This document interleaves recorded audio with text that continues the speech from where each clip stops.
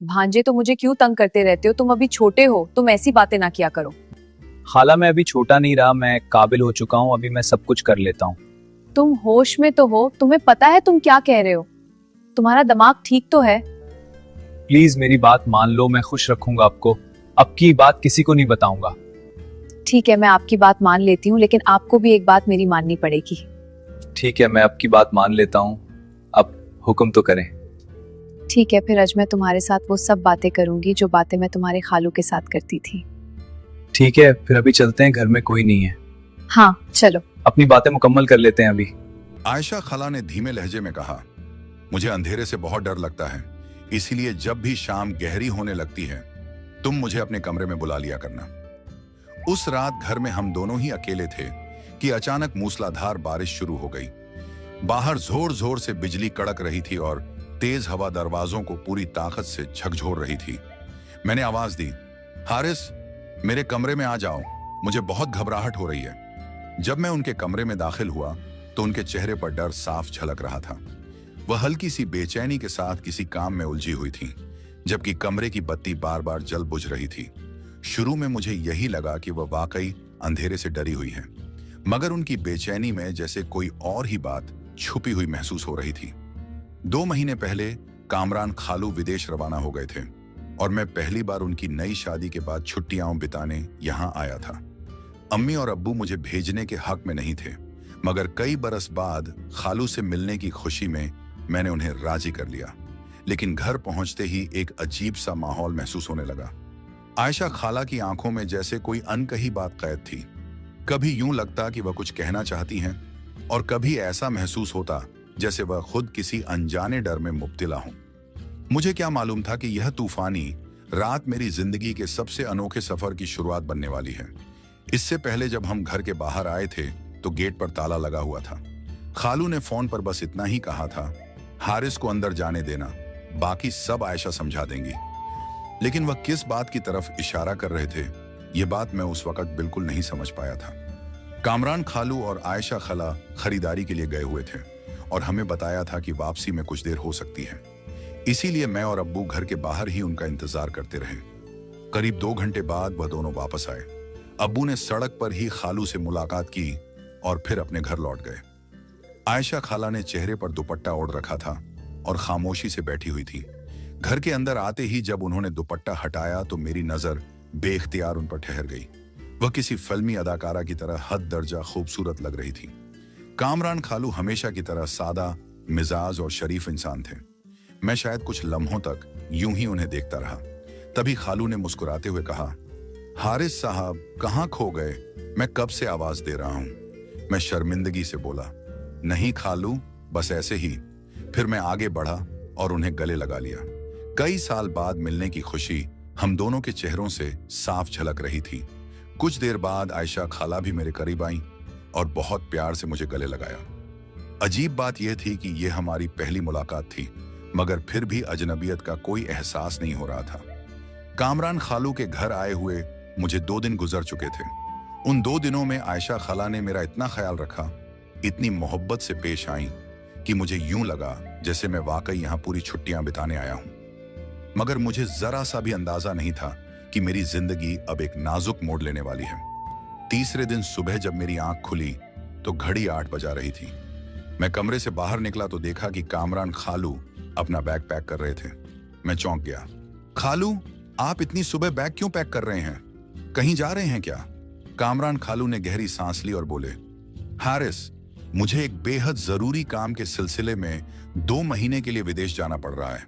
मैं हैरानी से बोला, खालू, मुझे आए तो सिर्फ 2 दिन हुए हैं और आप इतनी जल्दी जा रहे हैं? मैंने कुछ हिचकिचाते हुए कहा, खालू, मैं आपको जाने नहीं दूंगा। खालू की आवाज एकदम गंभीर हो गई।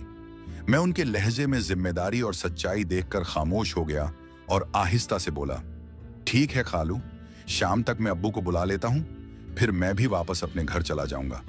आपके बिना यहां रुकने का क्या फायदा? खालू ने नफी में सिर हिलाया, नहीं हारिस, तुम यहां से नहीं जाओगे। मैं नहीं चाहता कि तुम अकेले सफर करो। जब तक मैं वापस नहीं आता, आयशा की पूरी जिम्मेदारी तुम पर है। मैं हैरानी से उनकी तरफ देखता रह गया। खालू ने मजबूत लहजे में कहा, आयशा को अंधेरे से बहुत डर लगता है। अगर उन्हें किसी भी वक्त मदद की जरूरत हो तो बिना झिझक उनका साथ देना, चाहे वक्त कोई भी हो। उस लम्हे मैं उनकी बातों का मतलब पूरी तरह नहीं समझ सका। बस इतना महसूस हुआ कि वह वाकई आयशा के डर के बारे में फिक्रमंद हैं। मुझे अजीब लगा कि शादी के बाद भी किसी को अंधेरे से इतना डर क्यों महसूस होता है, मगर मैंने खामोशी इख्तियार की। ठीक है खालू, मैं पूरा ख्याल रखूंगा, मैंने सिर झुकाकर जवाब दिया। इसके बाद मैंने खालू के बैग पैक करने में उनकी मदद की। हम उन्हें गाड़ी तक छोड़ने गए। एयरपोर्ट रवाना होने से पहले खालू ने मुझे मजबूती से गले लगाया और आहिस्ता से कहा, हारिस, अपनी खाला का ख्याल रखना, वहां वह अकेली नहीं होंगी। कामरान खालू को रुखसत करने के बाद मैं और आयशा खाला खामोशी से घर वापस आ गए। उस खामोशी में भी एक अनकही सी परेशानी हमारे साथ साथ चलती महसूस हो रही थी। घर पहुंचने के बाद पूरे मकान में सिर्फ हम दोनों ही रह गए थे। मैंने सोचा था कि छुट्टियों में कामरान खालू के साथ पूरा शहर घूमूंगा, हंसी मजाक करूंगा, मगर उनके अचानक चले जाने से मेरा सारा प्लान बदल कर रह गया था।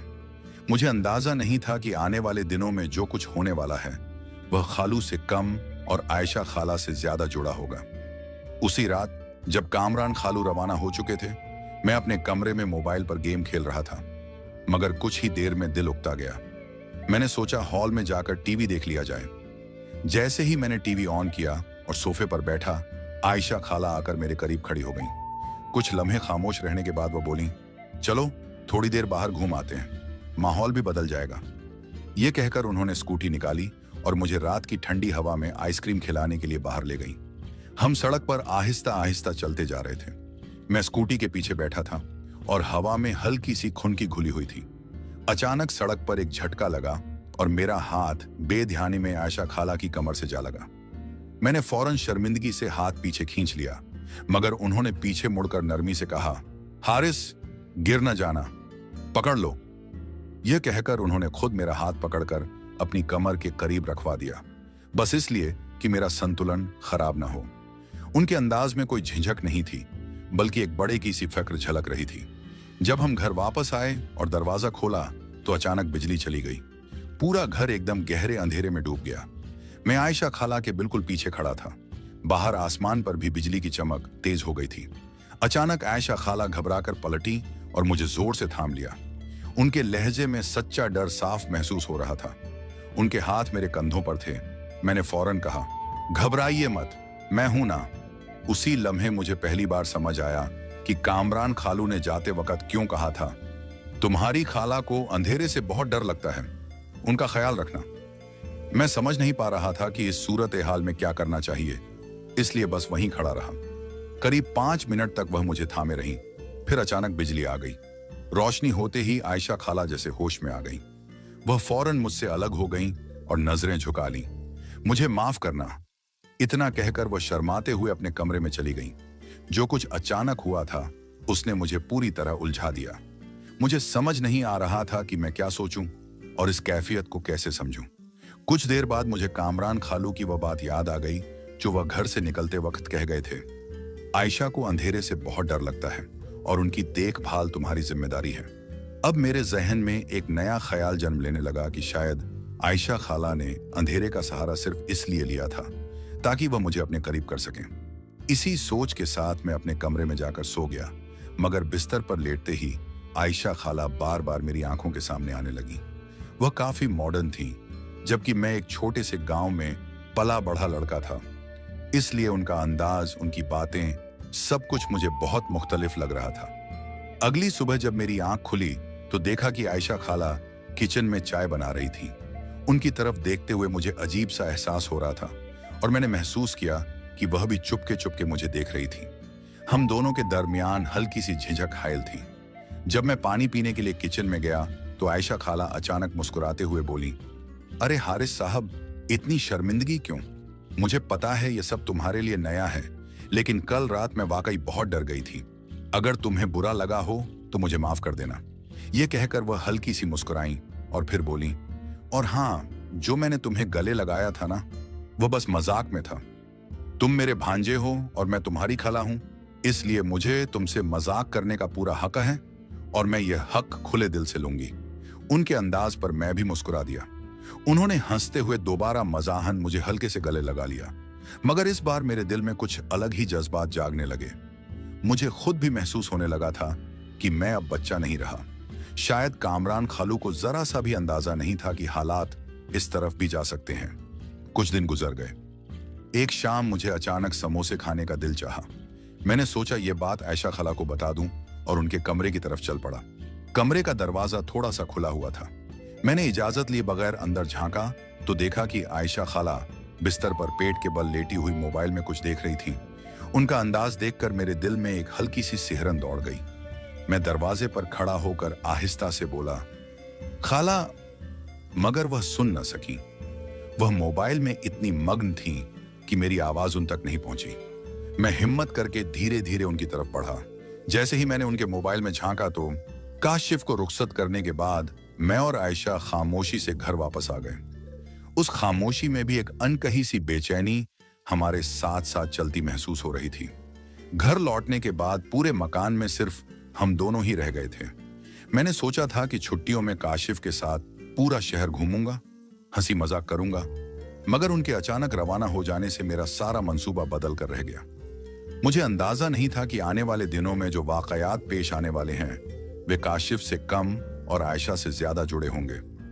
उसी रात जब काशिफ जा चुके थे, मैं अपने कमरे में मोबाइल पर गेम खेल रहा था, मगर कुछ ही देर में दिल उकता गया। मैंने सोचा हॉल में जाकर टीवी देख लिया जाए। जैसे ही मैंने टीवी ऑन किया और बैठा, आयशा आकर मेरे करीब खड़ी हो गई। कुछ लम्हे खामोश रहने के बाद वह बोली, चलो थोड़ी देर बाहर घूम आते हैं, माहौल भी बदल जाएगा। ये कहकर उन्होंने स्कूटी निकाली और मुझे रात की ठंडी हवा में आइसक्रीम खिलाने के लिए बाहर ले गई। हम सड़क पर आहिस्ता आहिस्ता आगे बढ़ते जा रहे थे। मैं स्कूटी के पीछे बैठा था और हवा में हल्की सी खुनकी घुली हुई थी। अचानक सड़क पर एक झटका आया और मेरा हाथ बेइख्तियार उनकी कमर से जा लगा। मैंने फौरन शर्मिंदगी से हाथ पीछे खींच लिया, मगर उन्होंने पीछे मुड़कर नरमी से कहा, अरसलान, गिर न जाना, पकड़ लो। उन्होंने खुद मेरा हाथ सहारा देने के लिए थाम लिया, बस इसलिए कि मेरा संतुलन खराब ना हो। उनके अंदाज में कोई झिझक नहीं थी, बल्कि एक जिम्मेदार मेजबान की सी फिक्र झलक रही थी। जब हम घर वापस पहुंचे और दरवाजा खोला तो अचानक बिजली चली गई। पूरा घर एकदम गहरे अंधेरे में डूब गया। मैं उनके बिल्कुल पीछे खड़ा था। बाहर आसमान पर भी बिजली की चमक तेज हो गई थी। अचानक आयशा घबराकर पलटी और मुझे मजबूती से थाम लिया। उनके लहजे में वास्तविक खौफ साफ महसूस हो रहा था। उनके हाथ मेरे कंधों पर थे। मैंने फौरन कहा, घबराइए मत, मैं यहीं हूं। उसी लम्हे मुझे समझ आया कि काशिफ ने जाते वक्त क्यों कहा था कि अगर किसी भी समय मदद की जरूरत हो तो एक दूसरे का ख्याल रखना। मैं समझ नहीं पा रहा था कि इस सूरत हाल में क्या रद्द अमल होना चाहिए, इसलिए बस वहीं खड़ा रहा। कुछ मिनट तक वह उसी तरह खड़ी रही। फिर अचानक बिजली आ गई। रोशनी होते ही आयशा जैसे होश में आ गई। वह फौरन पीछे हट गई और नजरें झुका ली। मुझे माफ कीजिए, इतना कहकर वह खामोशी से अपने कमरे की तरफ चली गई। जो कुछ अचानक हुआ था उसने मुझे उलझा कर रख दिया। मुझे समझ नहीं आ रहा था कि इस कैफियत को किस झाविये से देखूं और क्या नतीजा अखज़ करूं। कुछ देर बाद मुझे काशिफ की वह बात याद आई जो वह घर से निकलते वक्त कह गए थे, घर का ख्याल रखना और अगर किसी को डर लगे तो अकेला मत छोड़ना। अब मेरे जहन में यह ख्याल भी आने लगा कि शायद अंधेरे ने हालात को गैर जरूरी तौर पर पेचीदा बना दिया था। इसी सोच के साथ मैं अपने कमरे में जाकर सो गया, मगर बिस्तर पर लेटते ही आयशा बार बार मेरी आंखों के सामने आती रही। वह काफी मॉडर्न थी, जबकि मैं एक छोटे से कस्बे में पला बड़ा था, इसलिए उनका अंदाज, गुफ्तगू और एतमाद मुझे बहुत मुख्तलिफ लग रहा था। अगली सुबह जब मेरी आंख खुली तो देखा कि आयशा किचन में चाय बना रही थी। उनकी तरफ देखते हुए मुझे अजीब सा एहसास हुआ और मैंने महसूस किया कि वह भी सरसरी निगाहों से मुझे देख रही थी। हम दोनों के बीच हल्की सी झिझक मौजूद थी। जब मैं पानी पीने के लिए किचन में गया तो आयशा मुस्कुराते हुए बोली, अरसलान, इतनी घबराहट क्यों? कल रात वाकई सूरत हाल अचानक हो गई थी। वो अगर तुम्हें कुछ अजीब लगा हो तो मुअज़रत। यह कहकर वह हल्की सी मुस्कुराई और बोली, बहरहाल अब सब ठीक है। उनके लहजे में सादगी थी, मगर मेरे दिल में सवालात अब भी मौजूद थे। शायद मैं वाकई बदल रहा था, या शायद यह सिर्फ हालात का असर था। कुछ दिन बाद एक शाम मुझे समोसे खाने का दिल चाहा। मैंने सोचा ये बात आयशा को बता दूं और उनके कमरे की तरफ चल पड़ा। कमरे का दरवाजा हल्का सा खुला हुआ था। मैंने आहिस्ता से अंदर झांका तो देखा कि आयशा बिस्तर पर लेटी हुई मोबाइल में कुछ देख रही थी। कमरे में मुकम्मल खामोशी थी। मैं दरवाजे पर खड़े होकर धीरे से बोला, आयशा, मगर वह सुन न सकी। वह मोबाइल में इतनी महव थी कि मेरी आवाज उन तक न पहुंच सकी। मैं हिचकिचाते हुए कुछ कदम आगे बढ़ा। जैसे ही मैंने उनके मोबाइल की स्क्रीन की तरफ देखा तो